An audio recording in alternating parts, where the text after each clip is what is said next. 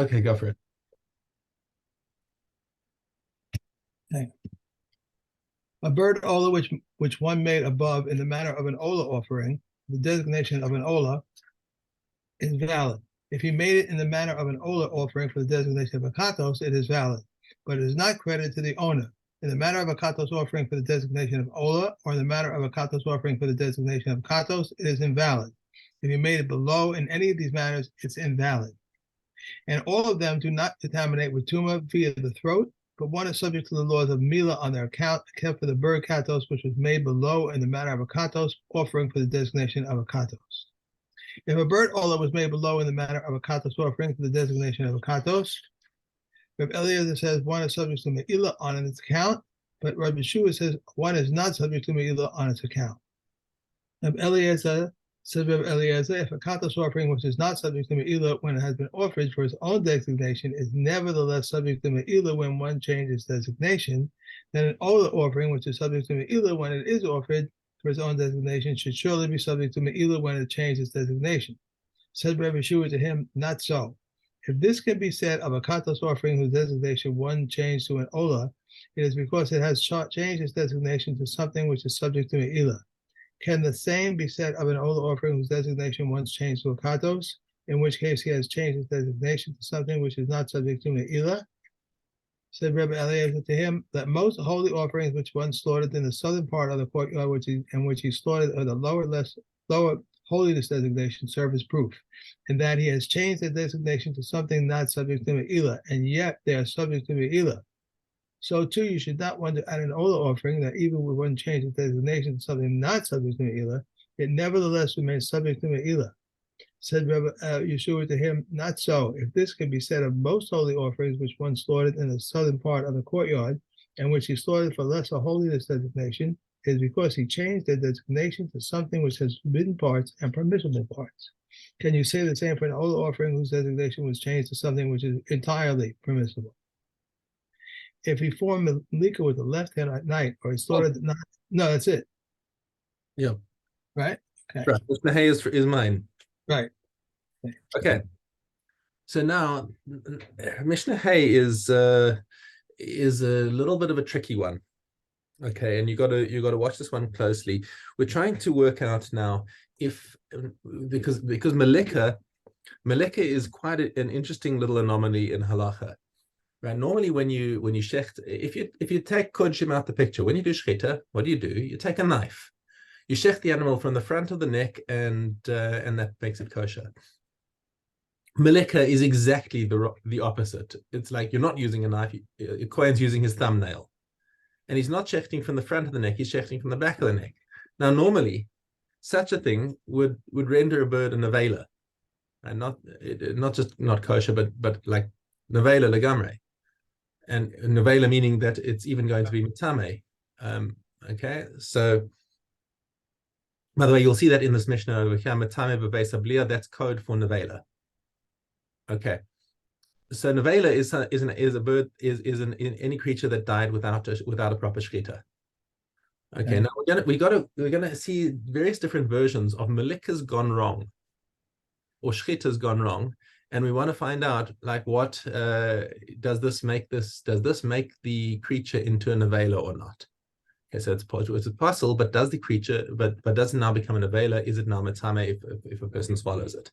Okay, so the distinction that we're going to make over here, and I'm going to jump to the conclusion over here because otherwise we're going to be very confused reading these different cases and trying to understand why is this one nevela and this one is not. So I'm going to jump ahead of and give you my reasoning over here, which isn't spelled out exactly in the Mishnah in these terms, but this is how I understand it.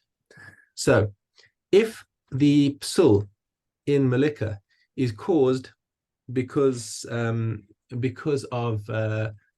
a problem with because of an existing problem that this Malika could never work even if you did it right, then it's a psul in the Malika altogether, and therefore it'll be a nevela.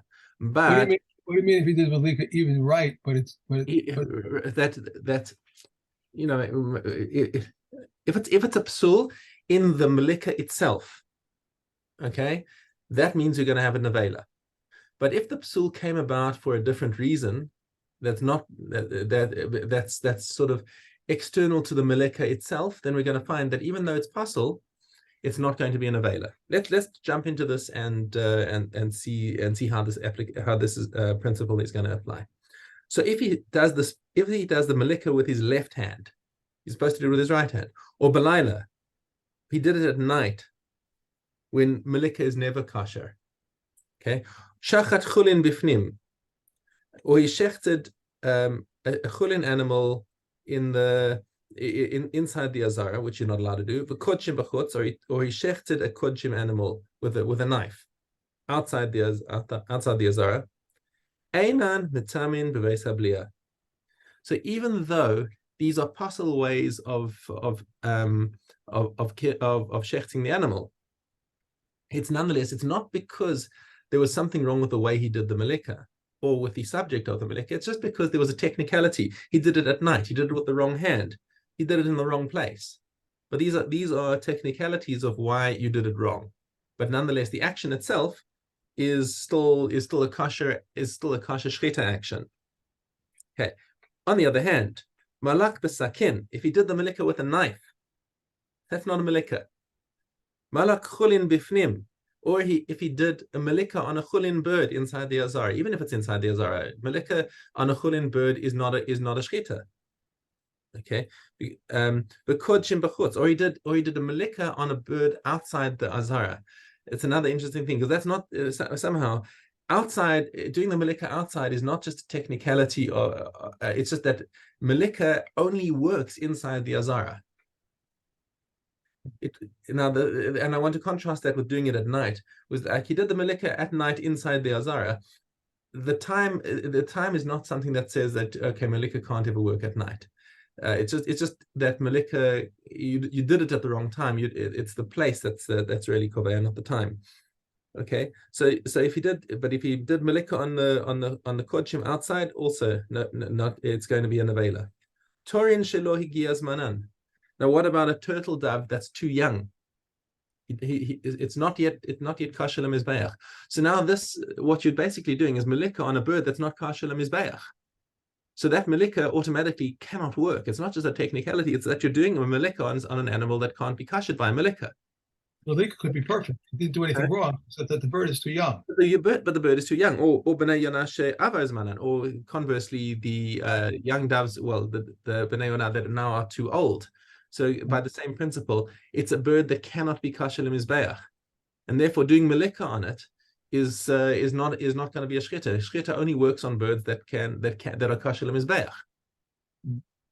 Okay, or sheyavash gapa, or other psulim in the bird. Now normally we don't. When we talk about mumim, we're talking about mum. A mum is something that applies to a behema. Okay, but we've got. But with birds, there's no concept of a mum with a bird, but what you do have is a chaser. Are you still there? Yes, you're still there. What we do have is chaser. If a bird is mamish missing a limb, that's also going to be possible for the mizbeach. So here we're talking about a bird whose wing has dried up, or shenismeis no, its eye has been not just blinded but removed. It's missing an eye. Shenikta araglau, it's missing a leg. It's possible for the mizbeach from the get-go, and doing a malika on it means that you just killed it without a shchita. Matame beveis habliya. Ze'aklal. So now the Mishnah gives its rule. Kol shehaya psula b'kodesh, eina matame beveis habliya. If the reason why it's psul is because of a rule in kodshim, let's just see how Kahati explains this over here. It became pasul before it came. If it became pasul before it came to the azara, for example, missing a limb, or it's the wrong age of bird, or right, anything, then it's malika is not a malika, and therefore it's like ilu, you just killed it, ripped its head off. Okay, that's an avela. Right. Okay, cool. Oh, sorry, beg your pardon. Hold on, no, I read that wrong. Kol shehaya psula b'kodesh. Beg your pardon. Anything that's if if it was a kosher bird for a korban, and it had a psul inside the kodesh. So I was looking at the wrong kahati inside there. So something where the psul happened inside the kodesh because it was done at night, because it was done with the left hand. Okay, but it was but the psul was not evident beforehand. That makes it kosher lemizbeach. Sorry, that makes it not in Vela. Okay, lo haya psula bekodesh. If the psul came about before it came into the mikdash, for example, it's too young, it's missing a limb, or it was done outside. All of these things become nevela. And if you had a Yisrael who came in and the Yisrael said, "Oh, I'm allowed to do shchita on a behemoth." Right? He's allowed to shecht kodshim. Yisrael is allowed to do shchita on kodshim. So he says, "Well, why don't I do malika as well?" So the Yisrael came and did a malika on a bird. Malika san pesula ve'enan mitamos bebeis habliya. So again, it's not a nevela because it's just a technicality that the Yisrael is not allowed to do malika, but the malika, the action was fine. It was done in the kodesh. It was done, on the right kind of bird. It's just that it was done by Yisrael instead of by a kohen. It was done it could have been done at night as well, and it would also have been pasul, but it's not a nevela. Okay. Now, here comes another really interesting discussion. Malak v'nimtza treifa. You do malika and you find that the bird is a treifa. Okay. Now, the difference between a nevela and a treifa is tumah. Okay, let's just put birds aside for the moment. Let's talk about a behemoth. A behemoth of chulin, and somebody does a shchita on a cow, and they open it up and they found that the lung is punctured. Oh, it's a treifa. We're not allowed to eat it, but it's not tameh. It's a nevela is tameh if you touch it or pick it up or whatever. But if you shecht it, if you shecht it and it turns out to be a treifa, it's asur to eat, but there's no tumah. And that everyone is masking to that. That's a din Torah. That with the behemoth that was shechted and it was shechted kosher, but it's a treifa. Okay, there's no tumah over there. Now we're going to jump to the question of if a kohen did a malika and opened up the bird and it turns out that it's a treifa. You see something inside the bird and he sees, oh, this bird is not kosher lemizbeach. But the question now is, does this bird have tumah? Does it get rescued from the tumah of a nevela? Just like okay, so Rabbi Meir says, well, obviously, eina metama bebeis habliya. It also is it's a treifa, yeah, but it's not tameh. Rabbi Yehuda Omer metama bebeis habliya. Rabbi Yehuda says, nope, this is a nevela. Amar Rabbi Meir, but come on, let's do some logic over here. Ma im nivlas behema shehi metama b'maga of a masa. We know that a behema, if you have a behema that died with a nevela as a nevela, right? It's a serious tumah. If you touch it or even if you carry it, you become tameh from this nevela. Shchita samataher says treifa samitumasa. But if it got a proper shchita, even if it turns out to be a treifa, it's still not a nevela. It's still not tameh. Nivlasa of she'ena metama b'maga masa. Now let's talk about a bird. If you did a shchita on a bird, and the bird turned out to be a treifa, kal v'chomer, because bird tumah is much lighter than behemoth tumah.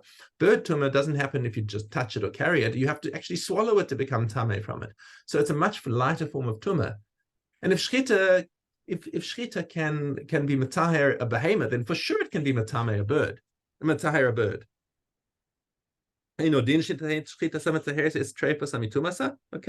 Ma matzinu. Okay, so now says Rabbi Meir. I've just proved to you from a kal v'chomer that shchita is going to make a bird tahor. It's not, even if it's a treifa, it's not going to be tameh. Now, just like now he jumps to a second limud and he says we're going to do a ma matzinu. Just like he's going to say shchita outside is like malika inside. Okay. מה מצינו בשחיטה שהיא מכשירתה באכילה ומטהרת את טרפסה מטומאסה, אף מליקה שהיא מכשירתה באכילה תטהר טרפסה מטומאסה. So he says, just like shchita is something that is machshir a bird for eating, also removes from it the trephus. So malika is machshir the bird for eating, and it will also remove any din of tuma even if it turns out to be a trefa. So this is Rabbi Meir. Okay, Rabbi Yehuda doesn't accept this. Rabbi Yossi comes and takes a compromised position in the middle. Rabbi Yossi Omer Daya Keniblas Behema. Says you can go only so far. You can do the Kal V'chomer to a bird, with shchita. Shchita sa metaharta aval lo melikasa. Says you can learn it onto shchita, but you can't extend the principle further onto melika. So you've got three opinions over here in summary. Rabbi Yehuda doesn't accept the limud at all. He says that even shchita on a bird, if it turns out to be a trefa, then it's an avela. He says that the Torah is only talking about a behema, and a bird remains tameh. Rabbi Yossi takes the middle position and says any shchita is matar whether it's a behema or a bird. And Rabbi Meir says everything is tahor. Again, the halacha follows Rabbi Yossi, the middle path. So if a kohen did malika on a bird and it turns out to be a trefa, then it is also considered an avela. Okay. Perik ches kol hazvachim shenisarvu b'chataos hamesos. All right, so now we have to deal with the subject of a chatas that has to die. Okay, there's several categories. Do you need to? Yeah, need a break? Right here.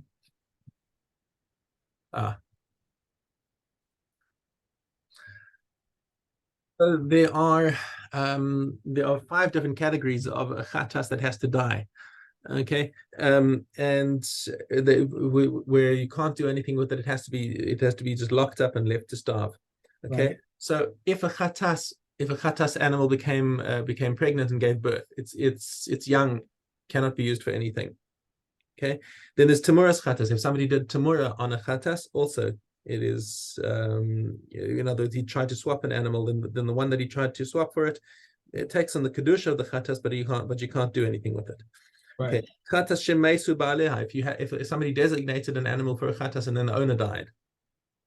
Okay. Or chatas sheniskapru ba'aleha. So the animal got lost, and then he designated another animal and offered it up, and now they found the first one. Okay, it's too late for it. Nothing can happen with it.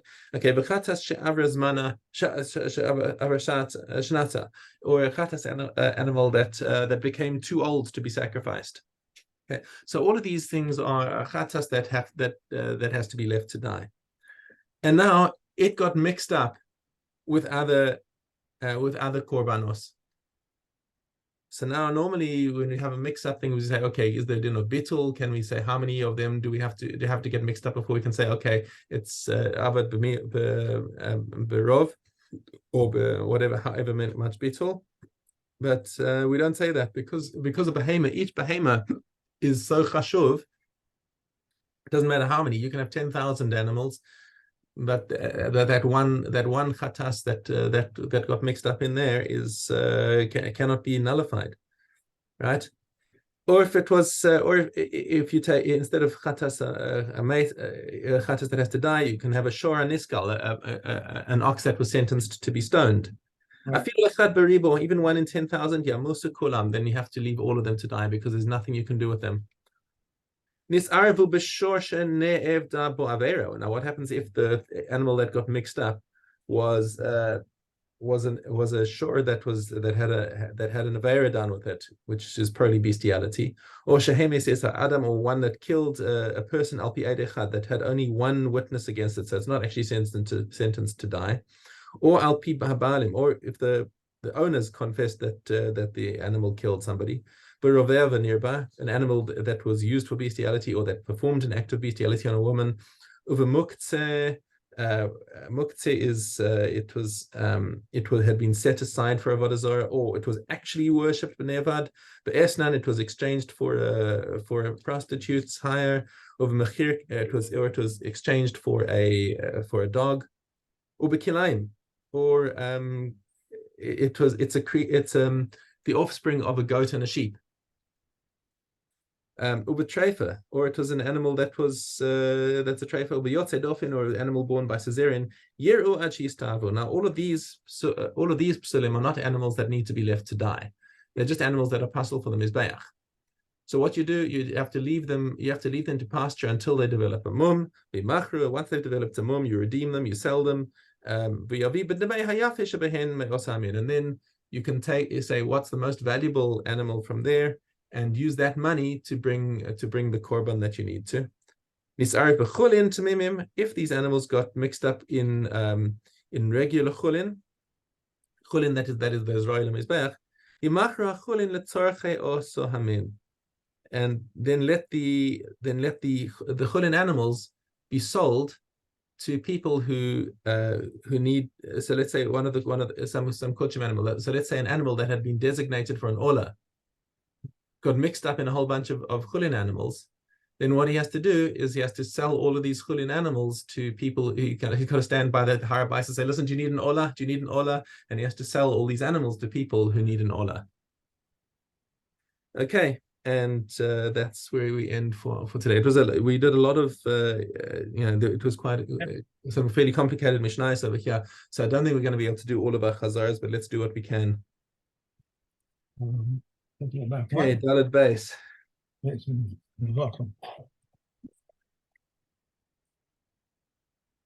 Okay. All offerings whose blood is applied to the inner altar, if it omitted any of the applications, he has not effected atonement. Therefore, if he applied all of them properly and one improperly, it is invalid, but it bears no karas. These are the things for which one is not responsible for pigol: the komet, frankincense, incense, mincha offering of kohanim, mincha offering of the anointed kohen, the libation, mincha offering, blood, and libation offerings which are brought separately. These are the words of Rameya, but the comments say even those which are brought with the animals. The log of oil of the mitzvah, the Shur of Shimon says one is not liable for pigol. Rameya says one is liable for a pigol, because the blood of the Asham offering renders it permissible, and whatever is a permitted substance, whether to people or to altar, one is liable for it in pigol. The Ola offering, its blood renders its meat most permissible to burn upon the altar. Reb Shimon says whatever is not, that's wrong, and its hide is to the kohanim. The bird Ola, its blood renders its meat permissible to burn upon the altar, and the bird katos, its blood renders its meat permissible to the kohanim. The bulls which are burned and the he-goats which are burned, their blood renders their sacrificial parts permissible for offering upon the altar. Reb Shimon says whatever is not offered on the outer altar, like the plumbing, one is not liable for pigol. Okay. Vos. Gimel. He used to say, do not be scornful of any person, and do not disregard anything, for you have no person without his hour, and you have no thing without its place. For Levitas, the leader of Yavna, says, be exceedingly humble in spirit, for the anticipated end of mortal man is worms. And the Yochanan ben Broka says, whoever desecrates the name of heaven in secret, they will exact punishment from him in public. Unintentional and intentional both are disregarded in the desecration of the name. Rabbi Yisrael said of Rabbi Yochanan ben Broka, one says one who studies Torah in order to teach is given the means to study and to teach, but one who studies Torah in order to practice is given the means to study and to teach and observe and to practice. Reb Tzadok says, do not make the words of Torah into a crown in order to be glorified through them, nor a spade with which to dig. Okay. So tell right. So tell used to say, and one who makes use of this crown will pass away. From this you will derive whoever seeks personal benefit from the words of Torah removes his life from this world. Okay, Marcos. Okay. Marcos Aleph Hey. If others came and they discredited them, and still others came and they discredited them, 2, even 100, all of them are executed. Rabbi Yehuda says this is a group of plotters, and only the first group is executed. Zolan witnesses are not executed under the verdict that has been delivered. But the seducers say, unless he has been executed, as it is said, a life for a life. The sages said to them, has it not already stated, and you shall do to him as you plan to do to his brother, indicating that his brother is still alive. If so, why does it say a life for a life? Because it might be thought that from the time of the testimony is accepted, and they may be executed. The Torah therefore states a life for a life to teach that they are not executed unless a verdict has been issued. Zion, by the testimony of 2 witnesses or 3 witnesses shall the one who is to die be put to death. Now, if the testimony may be established by 2, why does the scripture testify by 3? It is compared 3 to 2, just as 3 can be credited 2, so can 2 discredit 3. How will you know that this is true even for 100? To teach this, it states witnesses. Reb Shimon says, just as 2 are not executed unless both are proven Zomamin, though 3 are not executed unless the 3 of them are proved to be Zomamin. Just as with 2, if one of them is found to be a kinsman or a disqualified witness, the testimony is void, and so too with 3. If one of them is found to be a kinsman and a disqualified witness, the witness. Hold on. No, you're already on to Chet, right? Yeah, Okay, that's too far. Okay, and let's stop there because I gotta get going. Okay. Have a great day. I will see you tomorrow. Thank you. Bye. Okay.